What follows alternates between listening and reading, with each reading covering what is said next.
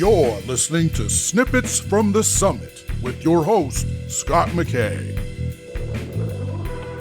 All right, gentlemen, this is your main man, Scott McKay, coming at you again with another Snippet from the Summit as part of the Mountaintop podcast from X&Y Communications.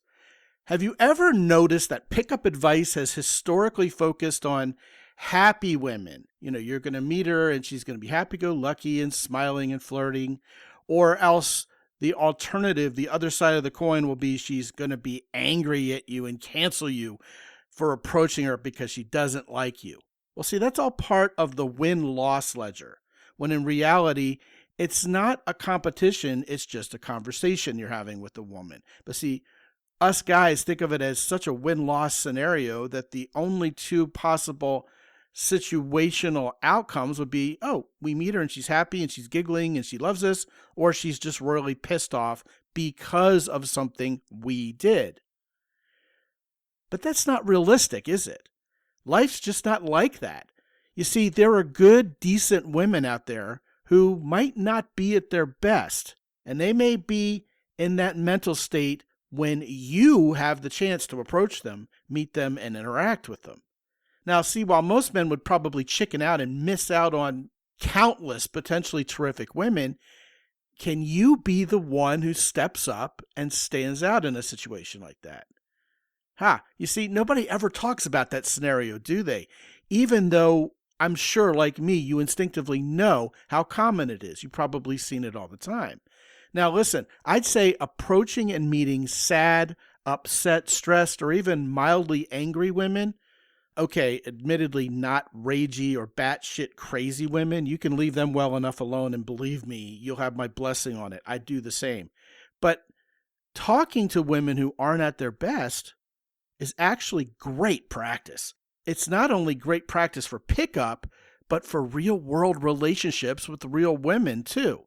Now, listen, to be sure, I'm not talking about how to calm a woman down who you stressed out or pissed off. You know, hey, babe, calm down. You know, that's different, and that doesn't work anyway.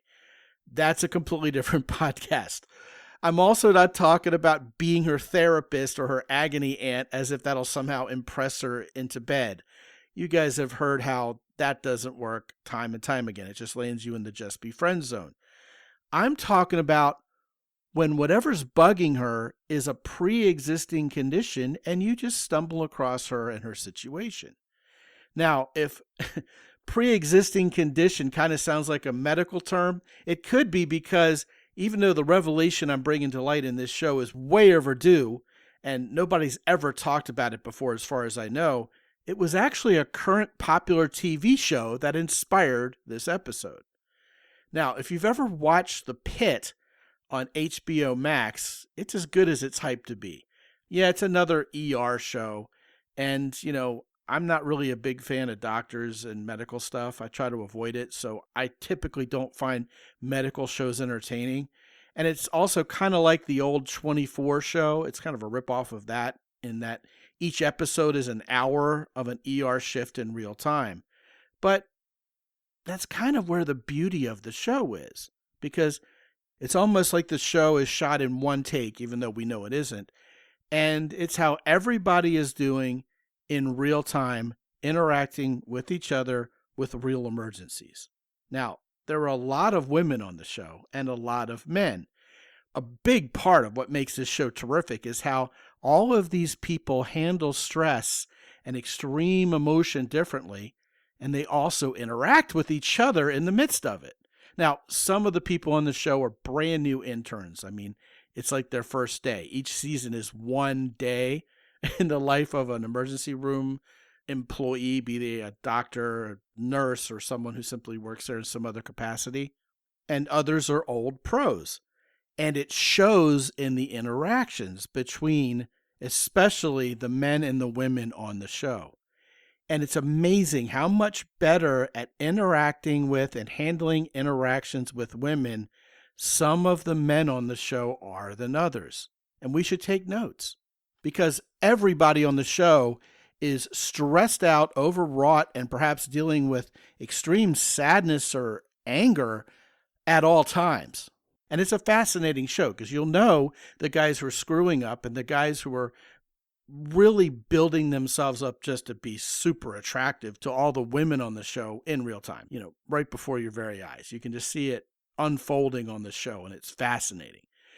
So what's the takeaway for guys like you and me? Well, obviously, we know telling a woman to calm down only makes things worse. But what does a big four man do?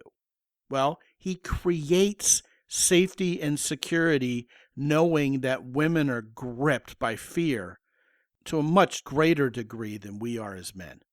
And we also know that women respond to our lead, right? So never is there a better opportunity to be a big four man who creates safety and security than when a woman is at her most scared and vulnerable. You see that? Will you judge her, trivialize her emotions, say, you'll get over it, no big deal? Or are you man enough to empathize and listen?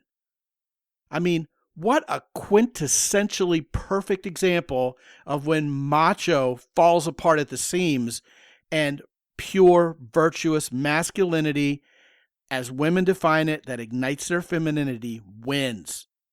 You're not the cause of her problem, but you're not a harmless bystander either. You're not like a brother to her and merely a shoulder to cry on.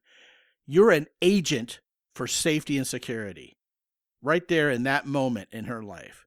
She probably doesn't need advice. She needs presence. She probably doesn't need to be hit on, but she may need a ride home. She may not be ready for the classic kiss close just yet, but she damn skippy may need a good hug. And guess what? Women instinctively understand when a man knows how to be masculine in these contexts. It's about doing hard things, gentlemen, in a way. Mr. Nice Guy may feign empathy, but he has an agenda of trying to impress her. A big four man holds a woman, tells her everything's going to be all right, and expects her to believe it, and she does. And it's powerful, and it's attractive, and yes, it makes women horny. Why? Because he's present, not needy. But make no mistake about it. Yes, once she's processed her emotional state that you just held space for, you'll be the man she cannot stop thinking about. A little patience goes a long way, gentlemen. Put this to the test. Stop shying away from women who don't look like they're at their best right now and talk to them. See how you can be an agent for masculinity in her life and watch her respond as only a feminine woman could. Want to talk about this or anything else? Go ahead and email me, gentlemen, at scott@mountaintoppodcast.com. And remember, you can learn more about the Big Four all the time, 24/7, at mountaintoppodcast.com/Big Four. Be good out there. As always, visit mountaintoppodcast.com for more.